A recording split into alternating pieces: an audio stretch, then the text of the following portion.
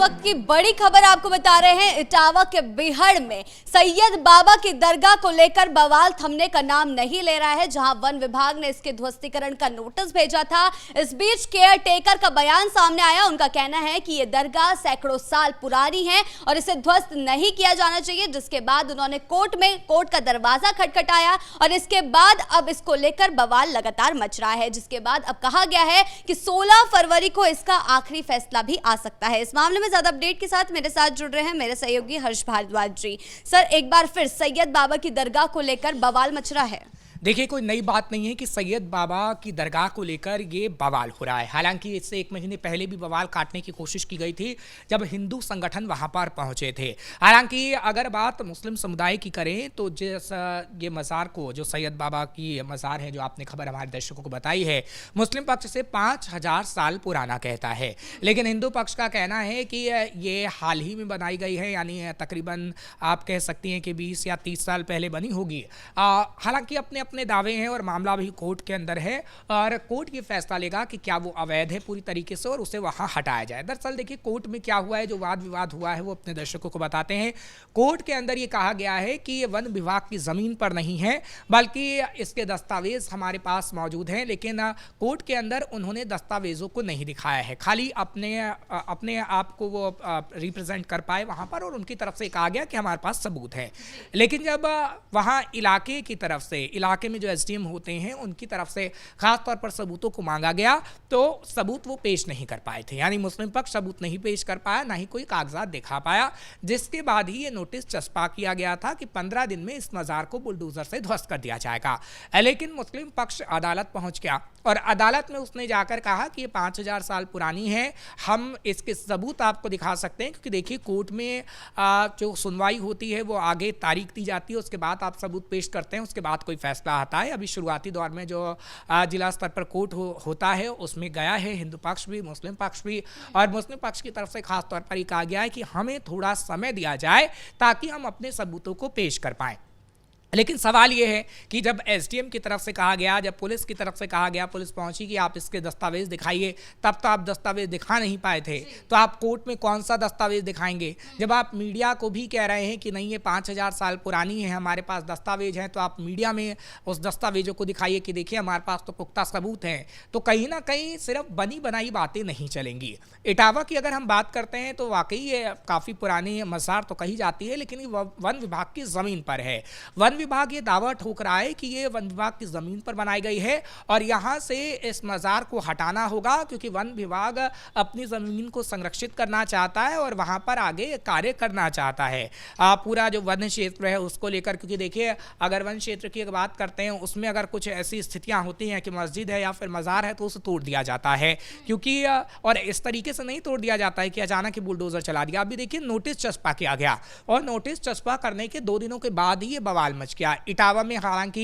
उस मज़ार के आसपास काफ़ी पुलिस बल की तैनाती की गई है, क्योंकि आपने संभल और बरेली में जो विवाद देखा है वैसा विवाद इटावा में ना उत्पन्न हो जाए, तो इटावा में पुलिस बल की अभी तैनाती की गई है और ये पुलिस बल की तैनाती दिन से लेकर रात तक रह रही है।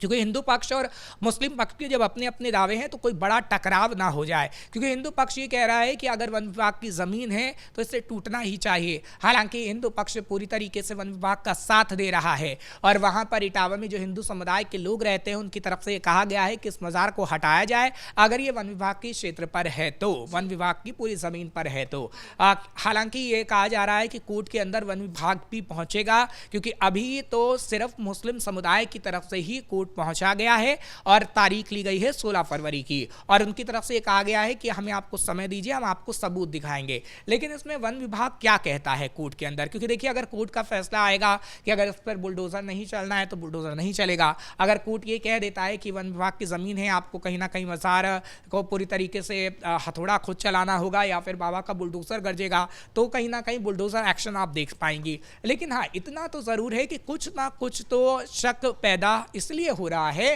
क्योंकि जब पुलिस वालों ने मांगा आपसे सबूत, तब आपने उन सबूतों को नहीं दिखाया है। और इसी शक के आधार पर यह कहा जा सकता है कि ये मज़ार जो सैयद बाबा वाली मज़ार है बिहड़ की, वो सालों पुरानी तो हो सकती है लेकिन वन विभाग की जमीन पर है, क्योंकि सरकार कई बार ये साफ कर चुकी है कि अवैध निर्माण को ही ध्वस्त किया जाएगा, और इसके अगर कागजात वो दिखा देते हैं तो इसे ध्वस्तीकरण नहीं होगा। लेकिन फिर भी ये लोग कागजात भी नहीं दिखा रहे हैं, सवाल भी उठा रहे हैं, कोर्ट का दरवाजा खटखटा रहे हैं, सरकार पर सवाल उठा रहे हैं, तो ऐसा क्यों है? देखिए, एक तरीके से आप कह सकती हैं कि जब कोई नैरेटिव फैलाता है तो किसी के माइंड में सेट हो जाता है, तो वही कुछ कट्टरपंथियों के माइंड में सेट हो गया है। आप संभल में देख रही हैं कि अभी भी आज का बयान ले लीजिए, ममलुकुर रहमान जो जिया रहमान पर के पिता हैं, वो खास तौर पर ये कह चुके हैं कि देखिए आपकी मस्जिद एक दिन ऐसा आएगा, अगर यहाँ पर बीजेपी की सरकार बनी, मतलब यहाँ पर संभल की मैं बात कर रहा हूँ कि संभल में बीजेपी का विधायक आया या फिर सांसद आया तो आपकी सभी मस्जिदों को तोड़ दिया जाएगा। तो ये कैसा बयान है? एक नैरेटिव सेट करने वाला ही बयान है, क्योंकि संभल में देखिए विधायक भी ये समाजवादी पार्टी का है और सांसद भी समाजवादी पार्टी का है,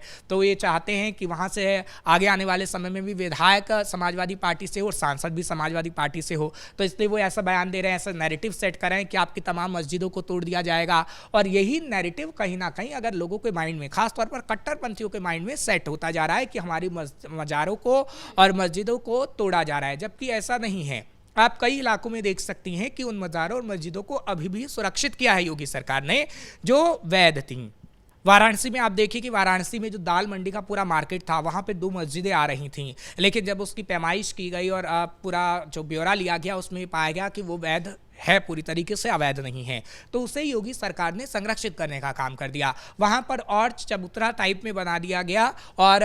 मजदूर लगाए गए बाकी कि ये पूरी तरीके से संरक्षित रहे अगर दुकानें टूटती भी हैं, क्योंकि देखिए मस्जिद के साइड में दुकानें भी थी दाल मंडी के, उन दुकानों को तोड़ा जाना था और अगर दुकान टूटेंगी तो उस पर कोई फ़र्क ना पड़े, और इसलिए पहले ही उसका प्लस्तर किया गया मस्जिद का साइड का। तो आप ये नहीं कह सकते कि योगी सरकार सिर्फ मज़ारों को तोड़ रही है, आप ये नहीं कह सकते कि योगी सरकार सिर्फ मस्जिदों को तोड़ रही है। तमाम धार्मिक संरचनाएं अगर अवैध हैं तो वो टूटेंगी, अगर वो वैध हैं तो उन्हें संरक्षित करने का काम भी योगी आदित्यनाथ कर रहे हैं। संभल में देख लीजिए, आप संभल को देख लीजिए, संभल में जिन मंदिरों के साक्ष्य छुपाए गए, चाहे वो कूप थे या फिर तमाम मंदिर थे, और मुस्लिम घरों के बाहर तो आपने वो देखा होगा कि कोने में किस तरीके से मंदिर थे और पुलिस ने बजरंग बली की मूर्ति निकाली और कई ऐसे मंदिर पाए गए हैं। तो योगी आदित्यनाथ ने उसे सुरक्षित करने का काम किया, क्योंकि देखिए वहां पर वो मंदिर था। इतिहास के पन्ने कहते हैं, क्योंकि जो बवाल हमने देखा है 1978 को लेकर के, जब संभल से हिंदुओं को भगाया गया था तो उनके मंदिरों को पूरी तरीके से ध्वस्त कर दिया गया या तो छिपाने का काम कर दिया गया था, जिसके साक्ष्य अभी निकल रहे हैं।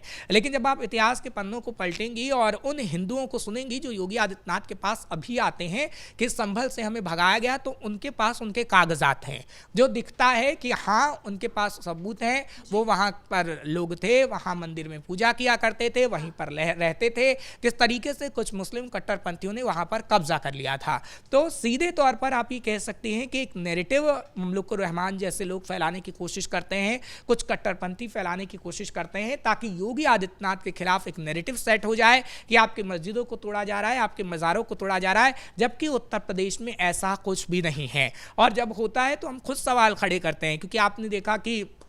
अगर कोई अपील करता है, ऐसा भी नहीं है, अगर मज़ार को लेकर अपील की जाती योगी सरकार से कि आप इसकी शिफ्टिंग कर दीजिए, शायद योगी सरकार उसको समझती, लेकिन आपने सीधा अपील नहीं किया, आप सीधा कोर्ट पहुंच गए, क्योंकि कई ऐसे धार्मिक संरचनाएं हैं जिसको संरक्षित करने का काम, मैं पहले भी कह चुका हूं, संरक्षित करने का काम भी किया गया, शिफ्ट करने का भी काम किया गया। कुछ मंदिर ऐसे थे और कुछ मस्जिद भी ऐसी थी जो ज़्यादा बड़ी तो नहीं थी, लेकिन उसे शिफ्टिंग करने का काम किया गया जब अपील योगी आदित्यनाथ से गई, क्योंकि योगी आदित्यनाथ जब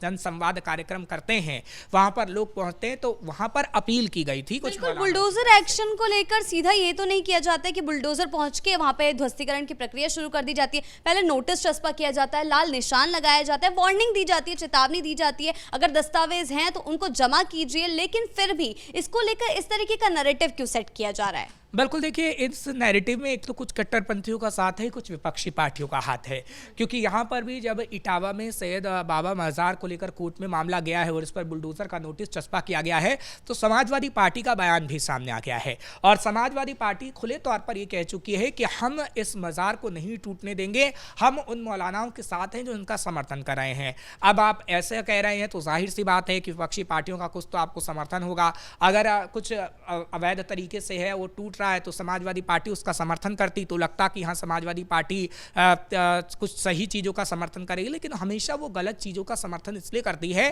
क्योंकि एक विशेष समुदाय के वोट बैंक को वो चाहती है। और मज़ार मतलब मुस्लिम, किसी के दिमाग में भी आता है मज़ार मतलब मुस्लिम, मस्जिद मतलब मुस्लिम, और मस्जिद या मज़ार या फिर कब्रिस्तान या फिर मदरसे, जब भी इन मामलों में कुछ भी कार्रवाई होती है तो समाजवादी पार्टी सिर्फ और सिर्फ वोट बैंक के लिए आगे आती है। बहुत बहुत धन्यवाद आपका इन तमाम जानकारियों के लिए। तो कुल मिलाकर योगी सरकार कई बार ये साफ कर चुकी है कि अगर अवैध निर्माण होगा तो उसे बिल्कुल ध्वस्त किया जाएगा, उसके खिलाफ बुलडोजर एक्शन की कार्रवाई होगी और इसी के चलते अभी सैयद बाबा की दरगाह पर खतरा मंडरा रहा है और उसके खिलाफ अब 16 फरवरी को क्या फैसला आएगा ये देखने वाली बात होगी। ब्रेकिंग न्यूज में फिलहाल इतना ही। कैमरा पर्सन राजकुमार के साथ मैं शिवानी अतुरी, कैपिटल टीवी उत्तर प्रदेश।